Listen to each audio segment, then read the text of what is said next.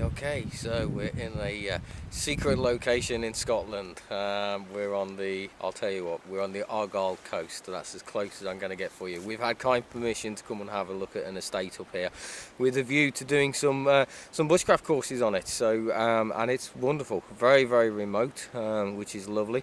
And I'm toying with the idea of pulling together a almost like a glamping bushcraft course up here, so you know, nice accommodation for the evenings, but then introducing lots of different skills during the daytime. So you know, a bit of basketry, a bit of coastal foraging, a bit of wildlife spotting. There's sea otter out here, there's minke whale, so I think that there's possibilities. The ideas are starting to formulate, but at the end of the day, this is a beautiful spot to come to. And the only thing that's spoiling it really is Martyn's face behind the camera there. But anyway, we've got a bit of exploring to do.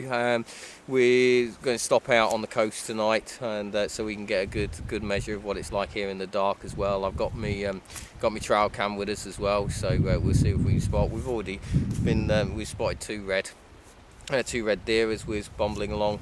Okay, I admit it, they spotted us before we spotted them, and we just saw their bums as they was running away. But hey, at least we know that they're here anyway. So yeah, we're going to enjoy the rest of the day and cook up some food on the beach tonight, and then it'll be back home tomorrow.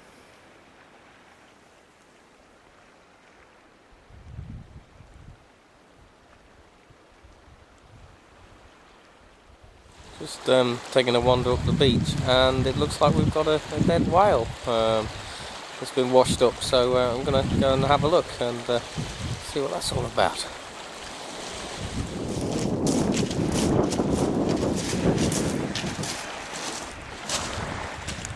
Poor little bugger. I hope everything's pecking at this side.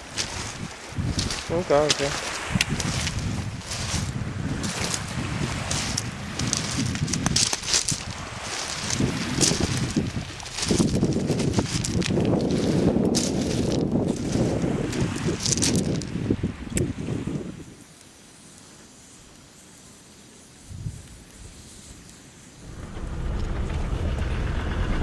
Okay, so we've been having a look at the OS maps, and we've had a chat with a few locals as well. We've got a good tip off, so we've got high hopes for this. This is a nice little bit of peninsula, and it's incredibly rural, incredibly remote, so we're just going down now to check it out to see whether it fits our purposes. But of course I can't tell you what those purposes are just yet, can I? But fingers crossed anyway. Cracking night last night, spent it out on the beach with Martyn. That sounds really wrong when you say it like that, but hey ho. Yeah, we had just two of us out on the beach last night, had a fire going, cooked the dinner. It's absolutely stunning, and quite surprised by the lack of, you know, I'm used to hearing tawny owls and what have you hooting through the night and stuff, but they did come in eventually. But beautiful morning again this morning as well, like, and then bacon sandwiches and away we go again. So it's a job, somebody's got to do it. I'd rather it be me.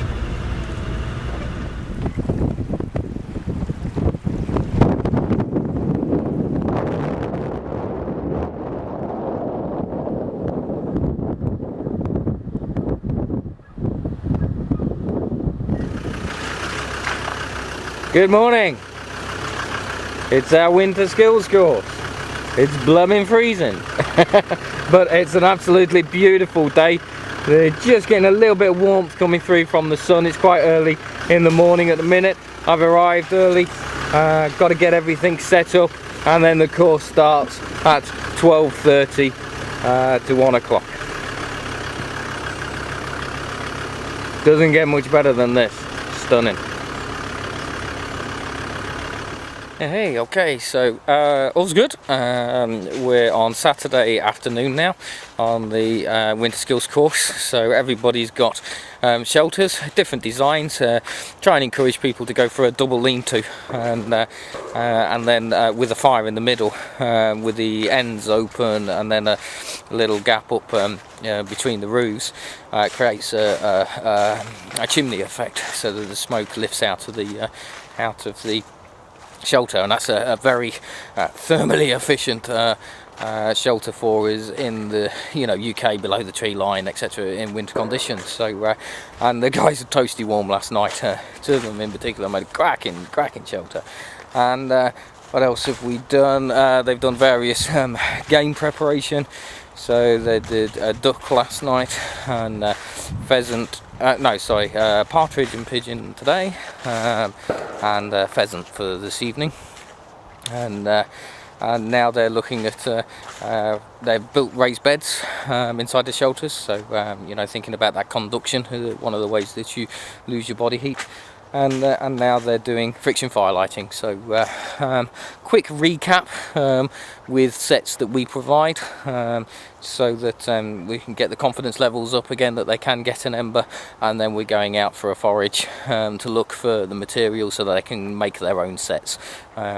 It's one thing doing friction fire lighting with a set that somebody's given you, but actually being able to identify what you need to look out for, etc., yourself, then that's a real buzz. So and then pheasant self-feeding fires this afternoon, pretty good one, and then stars this evening.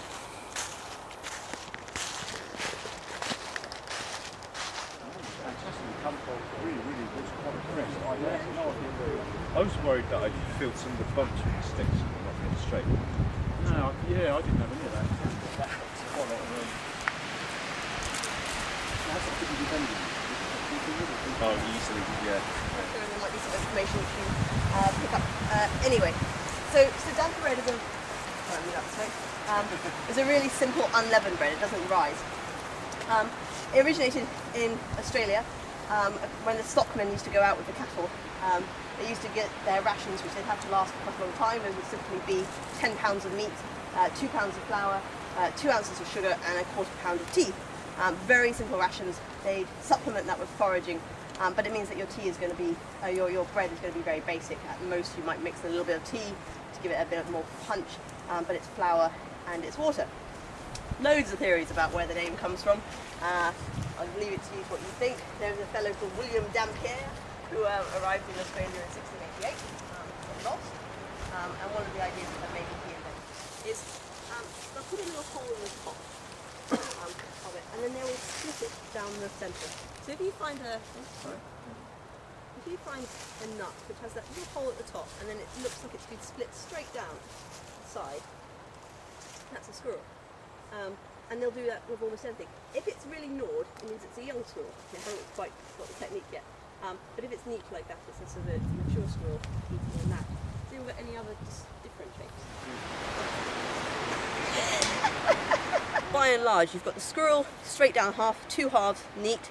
You've got the wood mouse, which you're going to get a little end up with a cup, and the wood vole, which is more of taking a sort of diagonal chunk out of the hazelnut.